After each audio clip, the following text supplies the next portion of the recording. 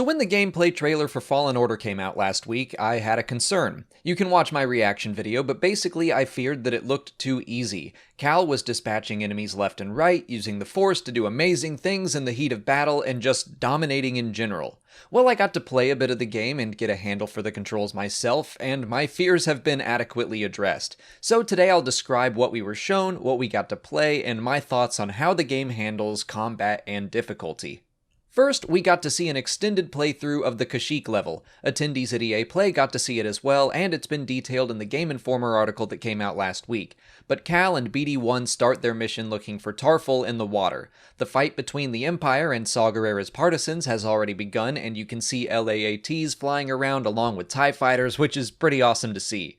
Playing as Cal, you swim up to an AT-AT that's covered in moss, climb up the legs, infiltrate it, and eventually take control of it, destroying Imperial assets until Saw Gerrera shows up to see who is helping him out. You decide to work together, and your ship lands with Seer the Jedi and Greaves the pilot. You can enter the ship, and it works as a hub of some sort with a galaxy map. The planet names were hidden in the build we saw, but Kashyyyk was the fourth available. You can also talk to Seer and Greaves for more story and character details. But when you're ready, you continue down a valley and solve some platforming puzzles to reach Saw. That includes finding a workbench of some sort where you can upgrade BD-1. It's been mentioned that he and your lightsaber will be upgradable over the course of the game, so we got to see what that looks like. We also got a glimpse at the checkpoint and saving system, which includes the skill tree, but they didn't let us see that much. From there, the level plays out like what was shown in the trailer. You meet Saw, fight your way through the Imperial refinery, and eventually run into a KX droid.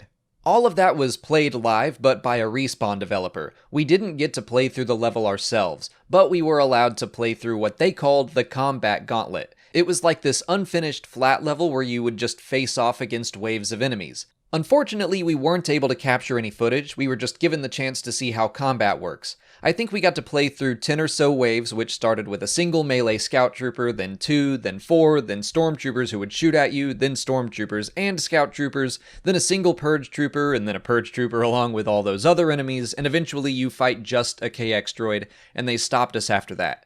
I think 5 of us played, and not everyone reached the final wave. Not to toot my own horn, but I did. Weirdly, playing Jedi Power Battles back for the PlayStation 1 really prepared me for what the devs are calling thoughtful combat.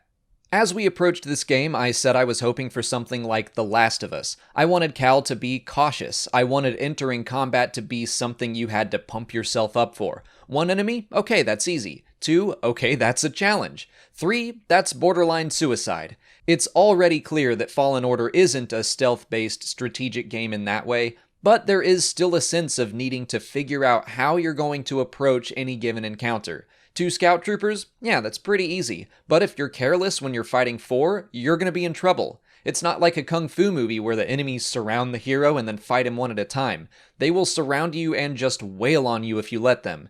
And of course, as the kinds of enemies ramp up, yeah, it does start to give you that feeling of caution.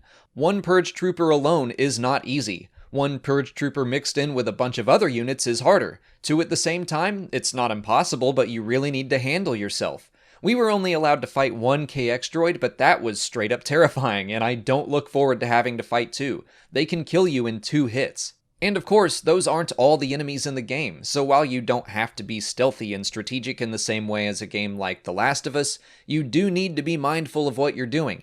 Don't get boxed in, don't get tunnel vision and focus on 1 enemy. From what we got to experience, I wound up being very happy with the difficulty level.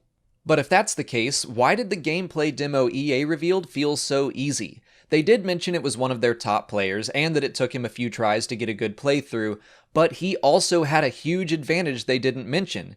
In the build for the trailer and in the extended build we got to see, the Force abilities were set to unlimited. You can watch the trailer and see that Cal will use the Force, and the blue bar will go down, and then it will quickly refill. I guess they just wanted to be able to show off the Force and all the cool things you can do, but that made it start to feel like the Force Unleashed, where this Padawan is constantly pulling enemies into his lightsaber, throwing it, slowing time, and then throwing a stormtrooper into his own blaster bolts. It all looks cool, but it's not representative of the actual combat. In reality, you use up your Force meter very fast. You recharge it by striking enemies or deflecting blaster bolts. So the Force winds up being something you need to strategically use. It's not just the unlimited assistant you see in the trailer itself. That alone changes the difficulty level drastically, and not to mention things like force push or pull are negated by the tougher enemies like purge troopers. The combat controls felt really good as well. On an Xbox controller, A is jump, B is dodge, X is a standard attack, and Y is a focused attack, which I think requires the force to use. Left trigger is force pull, left bumper is block or deflect with the lightsaber, right trigger is force push, and right bumper is slow time. Up on the D-pad signals BD1 to heal you, and clicking the right stick allows you to focus the camera on a specific target. I mentioned Jedi power battles giving me some good training, and this is what I mean. You can't just hold the block button to deflect blaster bolts back at enemies. You have to time it so that you deflect after they shoot, then it will go straight back at them. You also can't just hold the block button to block attacks. You have to hit it right before an attack lands, and then you can land a solid blow yourself. Sometimes that's a one-hit kill, sometimes you'll have to do it a lot, it just depends on the unit. Jedi Power Battles had similar controls to that, so thank you, Jedi Power Battles, for preparing me.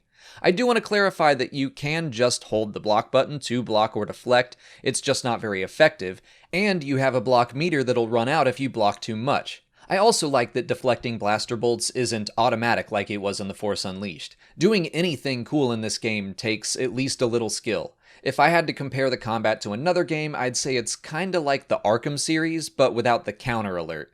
It's also not about racking up combos to improve your attacks, it's all about precise timing and rationing out your use of the Force so you're using it when it's at its most effective. I think early on this will be a game where you can survive through some button mashing, but very quickly it's going to turn into something where you need some skill to survive. Not to mention, I think I only saw 2 or 3 checkpoints throughout the entire 30 minutes we saw of Kashyyyk. That said, they did mention there will be multiple difficulty levels. We played it on what they're considering to be the default difficulty. If you want things to be easier so you can just experience the story, you can do that. If you want to feel like you're barely surviving every encounter, you can do that too. So after my experience of trying out the controls and combat, I am even more excited to play through Fallen Order.